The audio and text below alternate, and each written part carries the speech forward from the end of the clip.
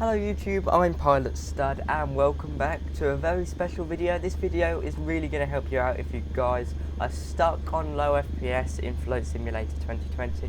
So as you can see at the moment, I'm on fully medium settings and I'm getting 40 FPS, which is good for me really. I'm happy with this, I'm happy to fly like this. But some of you might have low FPS in the 20s, so today I'll be going through some of the settings you can change to sort that out. Let's go.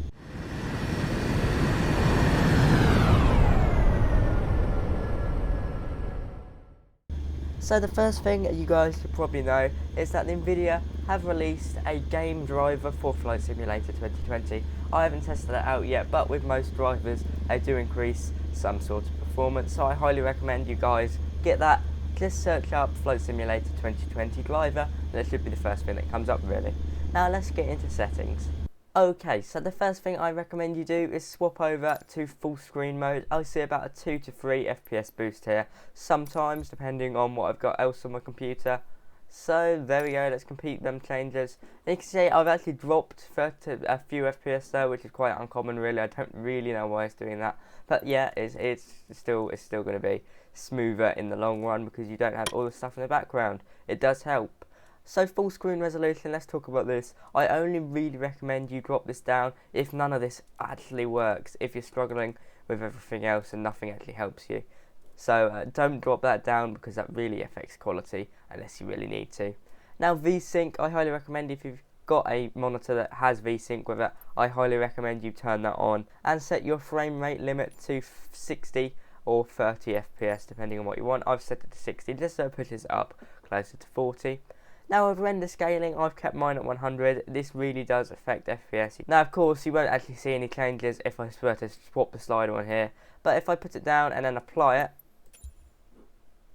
you'll see we've just gained 10-20 FPS just by doing that. So if you want to gain some FPS, I highly recommend you turn that down to about 80. It shouldn't really affect everything, and you can see there we gained about 5-6 FPS, so that's a really good boost if you're stuck. If you want to, we can take a look outside, and as you can see, it doesn't look too bad really, just looks a bit more flushed out in parts, but yeah.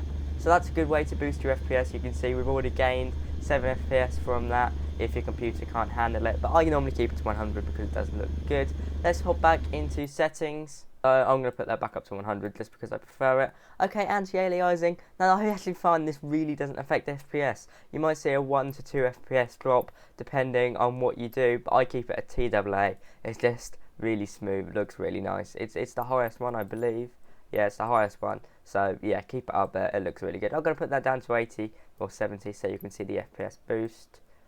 Okay, now terrain level of detail. If you haven't got a great graphics card, then I highly recommend you turn that down to 20. You should see a 3 to 4 FPS boost. Now terrain vector data, buildings, trees, grasses and bush. Then I highly recommend you keep these on medium just because they look nice. If you turn it to low, and which you can, it doesn't look as great. It kind of takes away quite a bit of the visual aesthetic, so keep it at medium. Same with objects level of detail, same with terrain level of detail. I highly recommend if your PC can't handle it, turn it down to 20. Volumetric clouds, turn it down to low. These babies really do take up space. Texture resolution, keep it on medium. Okay, let's talk about these now. With texture resolution, anisotropic filtering, texture super sampling, I highly recommend if you've got a 4GB graphics card, then you do it medium, 4x and 2x2. It just works best like that. If you've got lower, then you can click it down to low, but you know it doesn't look great.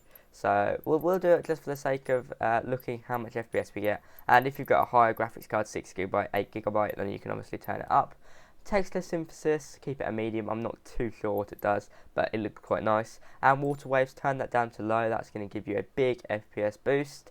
Okay, now we've got shadows and effects. If your PC is struggling, then turn this down to low, low, low, low. Not all low. Actually, what I personally I'd keep ambient occlusion to medium just because it looks nicer. And keep bloom on as well. Depth of field can also go to low, it shouldn't affect much.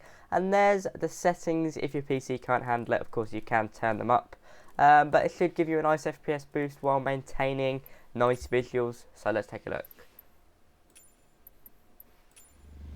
And as you can see, we're now hitting 50 FPS. It's all very smooth, doesn't look too bad outside. We're on medium-low settings. With these settings, you're getting 50 FPS. Now, of course, if you were to go back through it, you could probably turn on some shadows and reflections all the way basically up to medium settings, and you'd get, I don't know, you'd probably get 45 FPS. So you can see just from this, I've gained 20 FPS and haven't really lost out on visual quality minus reflections. So that's my tips to improve your FPS on Flight Simulator 2020. I hope it's helped you guys. You tell me what FPS you've gained. Thanks for watching, guys. Be sure to like, comment and subscribe if you want to see more Flight Simulator 2020 videos. But from me today, that is all. Bye bye.